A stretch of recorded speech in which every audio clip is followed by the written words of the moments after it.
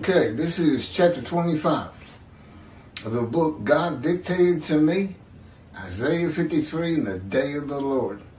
Just as he dictated, commanded, and directed, however you want to put that. It's not straight dictation, but it's likened to the Torah to Moses, and basically, frankly, the entire Bible is his, through one man or another. He says it's best just to go with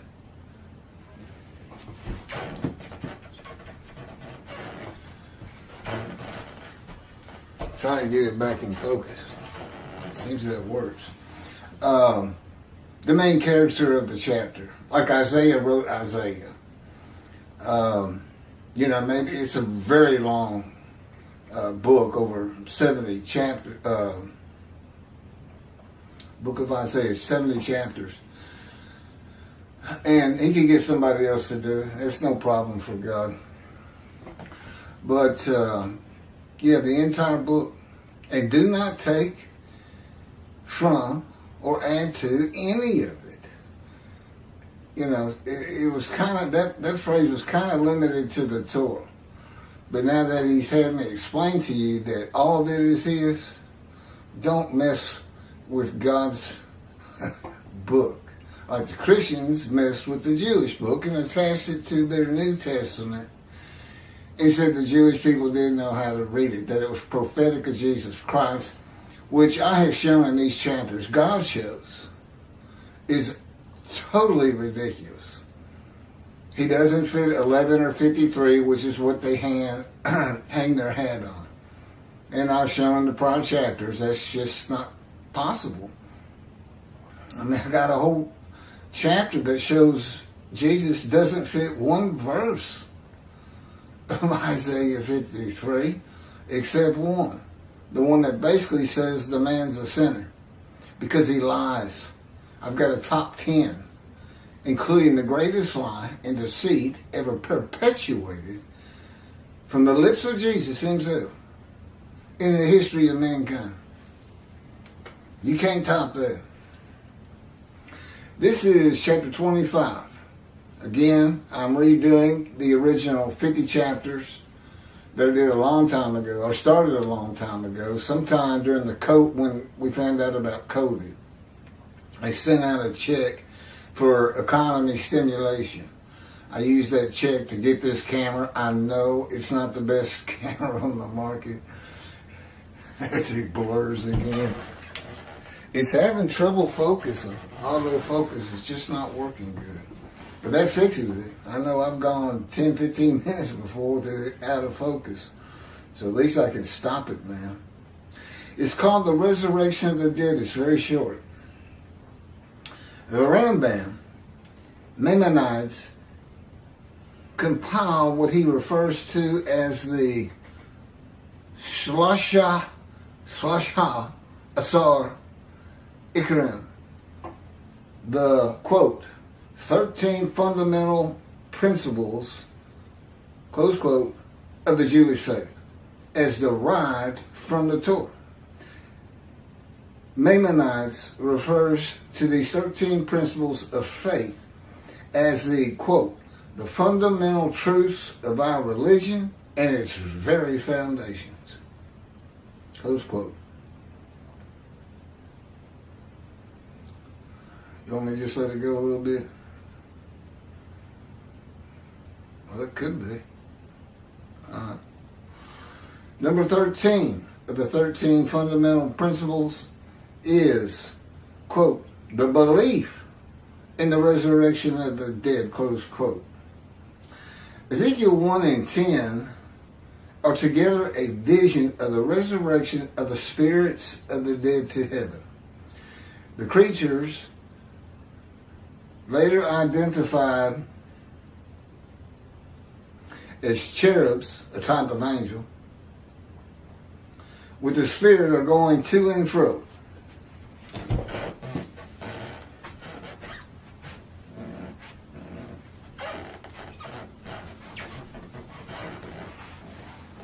Are going to and fro, east, west, north, and south, adding eyes to themselves in the wheelworks and the wheels of the wheelworks, and taking them to the platform of heaven at the entrance of the eastern gate of the house of the Lord, with the presence of the God of Israel above them. All of Israel, whose name will endure in the heaven God is creating, that are righteous and in right standing with God, are the eyes on the cherubs and in the wheels. The eyes represent the eyes of the spirits of the dead, a spiritual heaven. For behold, and this is God, of course, for behold, I am creating a new heaven and a new earth. The former things shall not be remembered. They shall never come to mind. And, there's a whole story behind that, and I think we have a chapter on it. Be glad then, and rejoice forever in what I am creating. For I shall create Jerusalem as a joy, and her people as a delight. That's Isaiah 65, 17 and 18. For as the new heaven and the new earth, which I will make, shall endure by my will, declares the Lord, so shall your seed and your name endure. The name Israel. Ezekiel 37 gives a vivid account of raising the dead to life into new bodies of flesh and bone. This was a common belief in the ancient age and Middle Ages. In this age of information and knowledge, science, medicine,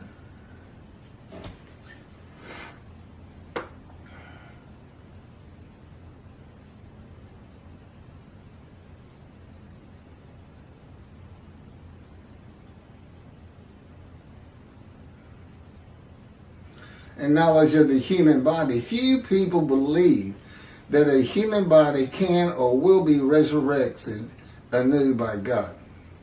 It is a primitive and medieval concept that was good for a time through the Middle Ages.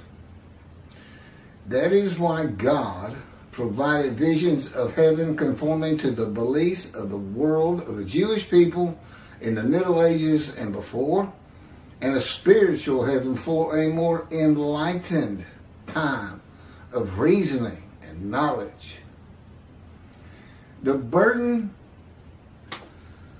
on Israel and the practicalities of such an event of millions of people, millions of Jewish people had died since the Exodus, suddenly appearing in the land from the time of Abraham to today is unimaginable. 6 million from the Holocaust alone. Many would be illiterate and savage, and few would be trained to work in this society. All would have to be housed and fed, educated. It would be a prophecy that destroys the government and the state of Israel. And yes, God knew when the Jewish people returned, they'd be a democratic country, state. It started as a state, they called it a country the other day. The resurrection of the dead in the human body to a heavenly earth, Messianic era, or the world to come, which I think is after the Messianic era, I'm not sure, it's too confusing. It's all made up by men, it's not in the Hebrew Bible. Is also said to be a sign that Moshiach has arrived, or that it will happen in his lifetime. Well, I'm 66 now. God's been with me 16 years, and nobody has been resurrected. It's not going to happen. It's a belief. Well, I'll carry on. This is a teaching from the ancient age and Middle Ages that continues today. Judaism's reliance on everything the sages say in an era gone by the oral tradition is important for the laws of the Torah, which can be vague sometimes, like celebrate Shabbat. Well, how do we do that? Well, it becomes part of the oral tradition. It's just what people are doing, and Then it gets to be almost a ritual. This is how we do it.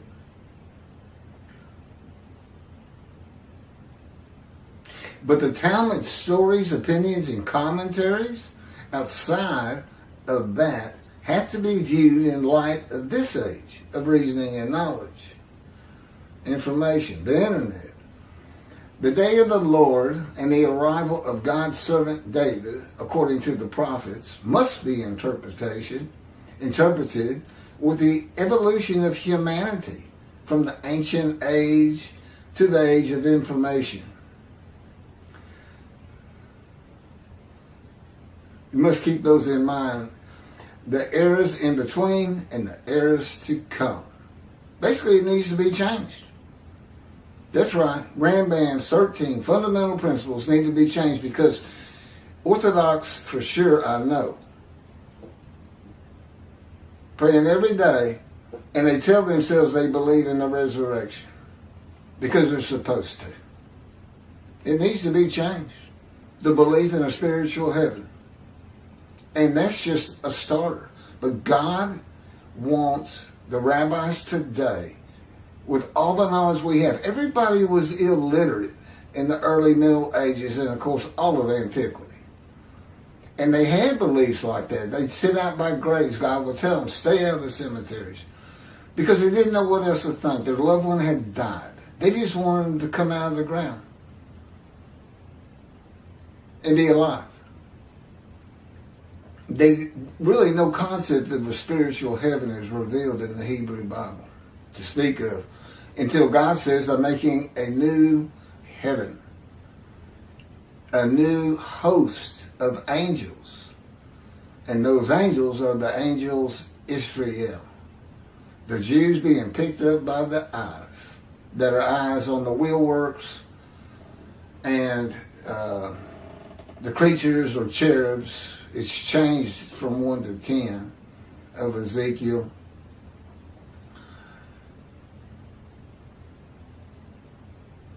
You know, make your own interpretations of what's being said for today. It doesn't. I just showed you a clear example. A clear example.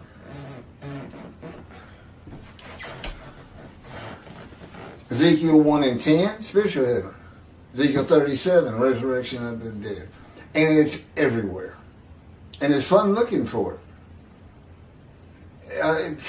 Almost, well, I can't say exactly. I was about to say just about every chapter, but in every book you can find it in a few places. Well, this is written for them. That's an impossibility today. We know it is. Just like telling the rabbis, you're dismissed from tending the flock. Well, we know that's just not a possibility. How do you interpret it today? Well, God's dismissing you for false teachings and teaching man's word over his. So today, he knows you're going to get up and go to synagogue and teach your people, preach to them. But you're dismissed before him, rabbis.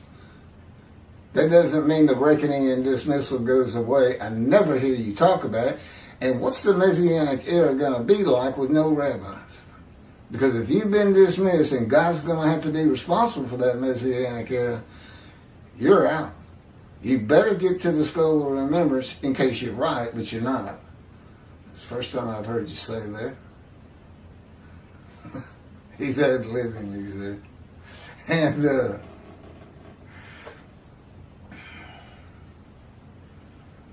no, there's lots of, within a chapter, you can find both of them for today and for yesterday. Antiquity in the early Middle Ages versus this day of information, knowledge, reasoning. You know, it all started after the period they called the Enlightenment, which basically ended the Middle Ages. And pretty much ends up with the creation of the computer. And then the internet and all the information you can get. But again, it would destroy Israel. And he knew Israel would be a democratic state. And I'm sure God doesn't want to destroy the government of the people who have returned. You come back, I come back. I'm going to place my temple among you. I'm going to make you a holy seed with sin forgiveness, as I did with the 13 tribes, the exiles who returned from exile. And they built the second temple. Well, as a holy seed, the Jewish people are going to build the third. Okay? This is the start of it's going to happen. And I think the holdup mainly has been they can't figure out how to get it up on the Temple Mount, and that for some reason it has to be there. God never says that. Now, he does tell me it has to be on Mount Zion. Now, I don't know why that is.